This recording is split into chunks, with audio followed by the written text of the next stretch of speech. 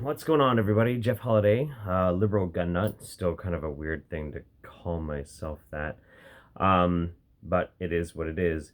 I have a quick little video for you. I thought that I would make, and also a little bit of an update on this this beautiful machine. So I showed this off in my last video. My CZ Scorpion. It's very empty, very empty. Chamber is cleared. But there's a new edition. Memory for Father's Day got me this badass SB Tactical folding pistol brace. Very compact little unit. I think this might actually now be kind of my favorite gun, maybe? I don't know. And it came with 4 of these beautiful smoke magazines. They're 32 round magazines. Oh my god. Oh, it's amazing. I love it. I love this weapon. It's absolutely cool as fuck. Anyway, I'm not here to talk about CZ Scorpions. I'm not here to talk about very good deals that include 4 smoke-colored magazines. I'm here to talk about deals. I want to talk about deals just for a few moments.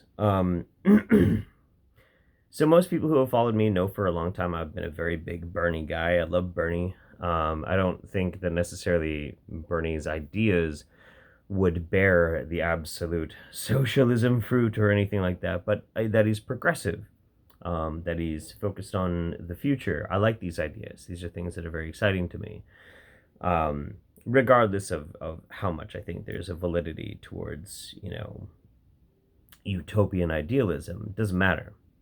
I think it's the right direction to go. I am a guy that's all about progress. And one of these days I'll make a video just purely about how I'm a futurist above any other political ideology, but that's not today. What I want to talk about today is there seems to be a huge rift between hardcore Bernie people and people who are just simply voting Democrat.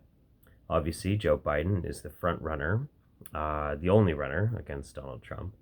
And some people, myself included, have stated some rather harsh criticisms of Joseph. We don't like Joe Biden. And in fact, some people have expressed that they are not going to vote for Joe Biden no matter what. Now, keep in mind, who anybody votes for is their own decision. Like, we don't get to decide for other people who they vote for. We can try and compel, we can try and have conversations, we can try and convince people of one way or the other. That's fine. But there's a kind of bargaining that's taking place that I think a lot of people who are very pro Joe Biden don't understand. Lefties, like myself, who aren't necessarily hardcore liberal, as far as politically liberal. Ideology liberal, of course, I'm very liberal. I'm very liberal in an ideological sort of way, but politically, party lines, that kind of definition. There is a distinct difference between a leftist and a liberal. And leftists, I don't know how many there are, but I know I'm only speaking for myself. As much as I might talk about how much I dislike Joe Biden, and here's the big secret, I'm going to vote for Joe Biden, okay? It's going to fucking happen. Of course I'm going to do it. Of course I will. Do you think that I was going to just not with everything that's going on? Of course not.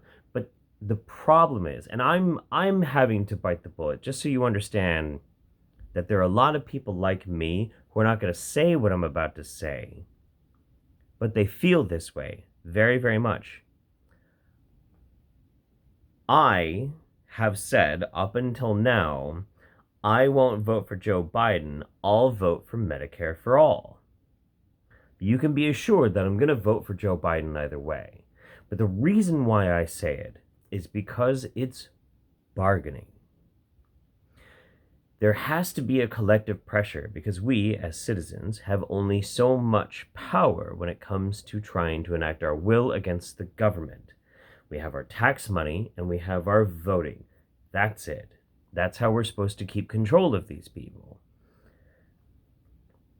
The Democrat Party is trying to skate along and not have to give us progressive leftist policies because they know that we're so desperate to be done with Trump that we'll just sell our souls for whatever.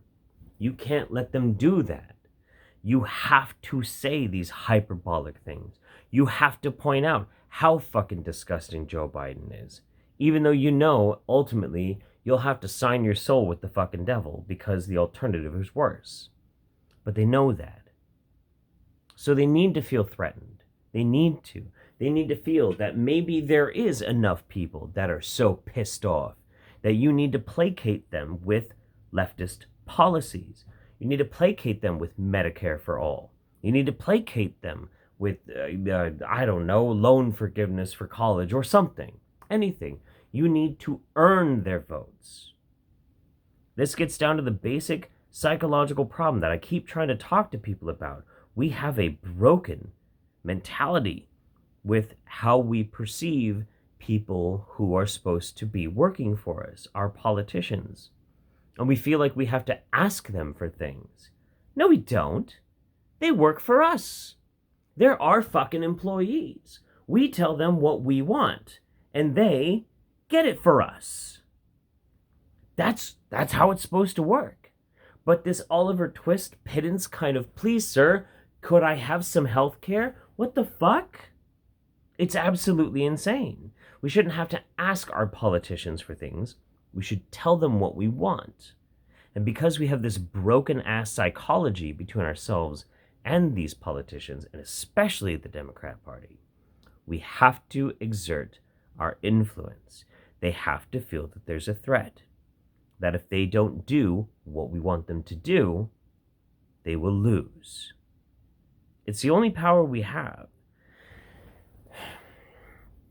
I feel like there are a lot more people out there that are just like me who are not going to say this because they need to save their collective bargaining power. That's why you need to convince your friends and your family that if there are primaries, that they vote for Bernie. That delegates that are going to be going into the DNC big fucking campaign, they can exert the actual political pressure to get leftist policies. That's what you have to do. That's how the whole fucking game works. None of this is a big surprise, and none of this is a mystery. It's just how it works. This is the art of bargaining. This is how we bargain with those people that we shouldn't have to be trying to bargain with. We should have already been telling them what we want them to do. Simple as that.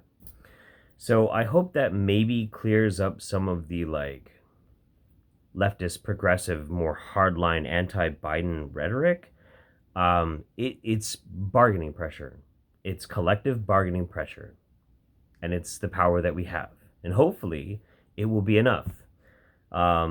Either way, hopefully we'll be free of Trump in November. But, I'd like to think that if we can bargain well enough, if we can utilize the art of the deal, then maybe we can actually get some really good forward, futuristic thinking, progressive leftist change. That would be really cool. I'd be really down with that. So it's something to think about. Take care of yourselves. I'll talk to you again soon, okay?